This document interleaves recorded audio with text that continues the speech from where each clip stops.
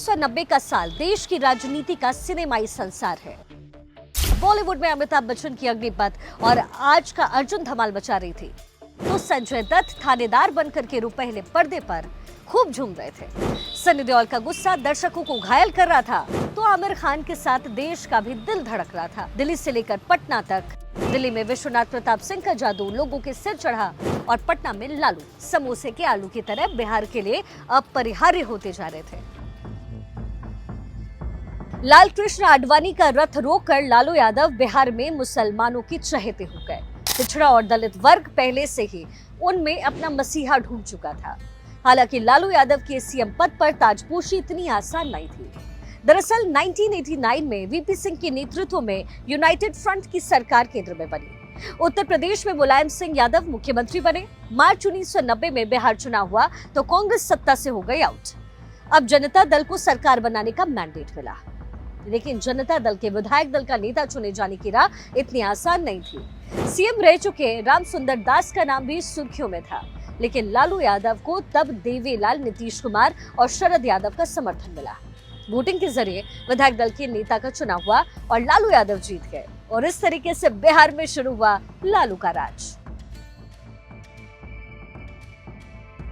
लालू यादव एक बार सत्ता शीर्ष पर पहुंचे तो फिर कामयाबी की बुलंदियां छूते चले गए। लालू यादव ने आते ही एक के बाद एक ऐसे फैसले लेने शुरू किए कि पिछड़ा वर्ग खुल करके सांस लेने लग गया। सामाजिक न्याय के संघर्ष को उन्होंने मानवता की लड़ाई बनाई। पिछड़ा वर्ग के लिए उनका नारा था बढ़ो या मरो। 2 मार्च 1951 को उन्होंने तारी कर माफ कर पासी समुदाय के लोगों को बड़ी राहत दी। तारी बेचने के लिए लाइसेंस खत्म कर दिया। निर्बलों को, बुजुर्गों के लिए पेंशन 20 रुपए से बढ़ा करके 100 रुपए महीना किया। बेरोजगारी भत्ता 50 रुपए से बढ़ाकर 100 रुपए कर दिया। पहले 3 साल में ही लालू ने भूमिहीन बेघरों को 16,253 गृहस्थल बांटा। 1 लाख हस्तकर घर बुनकरों को समूह बीमा के तहत लाने में वो सफल रहे और 50,000 बुनकरों का बीमा हुआ। दंगा पीड़ित भागलपुर के बुनकरों के लिए विशेष योजनाएं चलाई। इतना ही नहीं, डोम और मुसहर जाति के बच्चों को नहलाना, नाखून काटना और स्कूल जाने पर उन्हें रोजाना 1 रुपए देने की योजना चलाई। जिनके तन पर कपड़े नहीं थे, धोती साड़ी योजना शुरू की। आज बेशक ये कदम आपको छोटे लगे, लेकिन उस समय के बिहार के लिए ये क्रांतिकारी कदम थे और अपने इसी फैसलों ने उन्हें उस युग का क्रांतिवीर बना दिया। लालू की चरवाहा विद्यालय की चर्चा चारों ओर होने लग गई, तो वहीं दूसरी ओर अल्पसंख्यक आयोग को कानूनी दर्जा, उर्दू को बिहार लोक सेवा आयोग की भाषा बनाने जैसे उनके कदम ने उन्हें मुसलमान समुदाय का हीरो बना दिया। लालू अब बिहार में बेताज बादशाह बन चुके थे। उनका देसी अंदाज लोगों को बड़ा लुभाने लगा। छोटे छोटे साधना कट में उनके बटे हुए बाल, भोजपुरी इंग्लिश मिक्स बोली, सरकारी दफ्तरों में औचक निरीक्षण, ट्रैफिक संचालन के लिए रात बेरात पटना की सड़कों पर डंडा लेकर के उतर जाना। लालू की एक खासियत उन्हीं आम लोगों का उन्हें नेता बना रही थी। कहते हैं कि लालू हमेशा हमें इस छवि को लेकर सचेत रहे। यूं तो लालू यादव अपने बाथरूम में टूथपेस्ट से ही दांतों पर ब्रश करते थे, लेकिन जब लोगों से मिलने बाहर आते तो बंगले के लॉन में आते तो हाथ में नीम का दातुन होता था। ये उनके दांतों के लिए तो अच्छा था ही, उनकी छवि के लिए भी गजब का काम कर रहा था। जूते के ऊपर चप्पल को तरजीह दी, वो सार्वजनिक जगह पर भी चप्पल में ही नजर आते। इसी तरीके से मशहूर पत्रकार संकर्षण ठाकुर अपनी किताब सब Alton Sahib Bihar and the making of Lalu Yadav में लिखते हैं कि बिहार के सीनियर रिटायर्ड ऑफिसर ने मुझे बताया कि शुरू में लालू एक अनोखे प्राणी की तरह थे, जो हर एक से टकराने की फिराक में रहता था। आपकी समझ में ही नहीं आता था कि आप उन्हें विस्मय से देखें या उन्हें रोकने के लिए कुछ करें। वो एक अजीब बोली बोलते थे जिसमें हिंदी और भोजपुरी का मिश्रण होता था। उसमें कहीं कहीं गलत जगहों पर जो है गलती से अंग्रेजी के भी लफ्ज होते थे।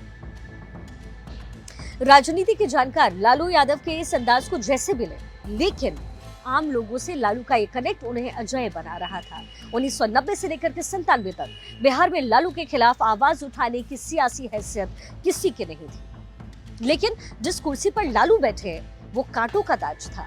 ये वो कांटे थे जो अपराधियों की शक्ल में बिहार में लालू की इस अजय साम्राज्य को चुनौती दे रहे थे। लूट, अपहरण, फिरौती, छिनतई, मर्डर बिहार का वो काला सच बन गया कि लालू यादव की सरकार पर जंगल राज का ठप्पा लग गया।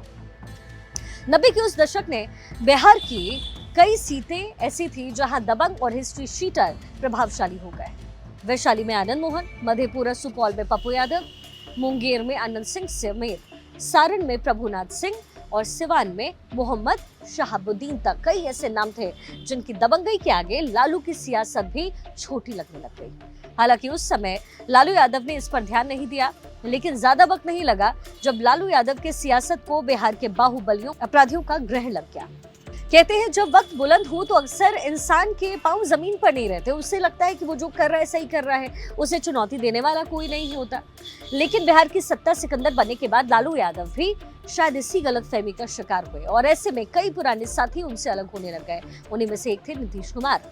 लालू नीतीश की दोस्ती थी पुरानी। 1989 में नीतीश भी बिहार में एक उभरते नेता थे। तब लालू नेता विपक्ष थे और नीतीश उनके लिए प्रेस नोट लिखा करते थे। 1990 में जब लालू सीएम बने तो नीतीश उनके मुख्य सलाहकार बने। एक और लालू बुलंदी पर तो दूसरी ओर जॉर्ज फर्नांडिस, शरद यादव और रामविलास पासवान जैसे दिग्गज खुद को बिहार से अलग थलग मानने लग गए। लेकिन लालू के खिलाफ बगावत का पहला बिगुल फूंका खुद नीतीश कुमार ने। 1993 के आखिर में नीतीश ने लालू से राहें अलग करने का फैसला कर लिया और 1994 में समता पार्टी बनाकर जनता दल से अलग हो गए। लेकिन कामयाबी दर कामयाबी हासिल कर रहे लालू यादव के लिए सबसे मुश्किल वक्त लेकर आया 1996। इसी साल चारा घोटाले को लेकर जनता दल में नेतृत्व विद्रोह शुरू हुआ। जुलाई 1997 आते आते लालू यादव को कुर्सी छोड़ने के लिए मजबूर किया जाने लगा। लेकिन लालू हार मानने को तैयार कहाँ थे। वो कुर्सी की लगाम भींच कर पकड़ कर रखना चाहते थे। वैसे तो बिहार में 2 साल पहले ही लालू यादव की अगुवाई में जनता दल ने बड़ी कामयाबी हासिल की थी। 1995 के विधानसभा चुनाव में उनकी अगुवाई में जनता दल ने 264 सीटों पर चुनाव लड़ा और 167 सीटें अपने नाम की थी। लेकिन चारा घोटाले की चिंगारी में लालू की ये कामयाबी झुलसने लग गई। जनता दल का शीर्ष नेतृत्व चाहता था कि लालू कुर्सी को छोड़े और गिरफ्तारी दे, लेकिन लालू उसके लिए तैयार ही नहीं थे। ये बात है साल 1997 की। चारा घोटाले के मामले में सीबीआई के संयुक्त निदेशक यूएन विश्वास ने लालू यादव से पहले पूछताछ की। लालू की इच्छा थी कि तत्कालीन प्रधानमंत्री एचडी देवगौड़ा उनके अनुकूल जांच के लिए सीबीआई के निदेशक जोगिंदर सिंह को कहें। जोगिंदर सिंह देवगौड़ा के गृह राज्य कर्नाटक कैडर के अधिकारी थे। लालू के कहने के बाद भी जब काम नहीं हुआ तो लालू प्रधानमंत्री देवगौड़ा से नाराज हुए। पत्रकार संकर्षण ठाकुर लालू पर अपनी किताब में कहते हैं कि तब लालू ने देवगौड़ा को कहा कि उन्होंने इसलिए प्रधानमंत्री नहीं बनाया कि वो लालू के खिलाफ ही मुकदमा ठोक दे। लालू ने देवगौड़ा को आगे कहा कि उन्होंने प्रधानमंत्री बना करके बहुत बड़ी गलती की। खैर, लालू को अपनी गिरफ्तारी टलती नहीं दिखी तो उन्होंने वो किया जिसका किसी को अंदेशा नहीं था। पहले तो उन्होंने जनता दल तोड़ा और अपनी अलग पार्टी बनाई, राष्ट्रीय जनता दल, और फिर कुर्सी पर बैठाया अपनी पत्नी राबड़ी देवी को। लालू के इस मास्टर स्ट्रोक ने तब खूब वाहवाही लूटी। लालू जानते थे कि सत्ता की बागडोर अगर एक बार हाथ से फिसली तो फिर पलट कर कब वापस आए पता नहीं। लेकिन अपने इस मास्टर स्ट्रोक से लालू ने एक साथ 2 काम किए। चारा घोटाले को लेकर के मची हाई तौबा को शांत किया और इसके साथ साथ दूसरा काम भी इम्पोर्टेंट था और सत्ता को भी कसकर पकड़ कर रखा। लेकिन ये शायद बिहार में आरजेडी और लालू के एक छत्र राज के खात्मे की शुरुआत थी। लेकिन इसके बाद आगे क्या हुआ? लालू राज खत्म नहीं हुआ।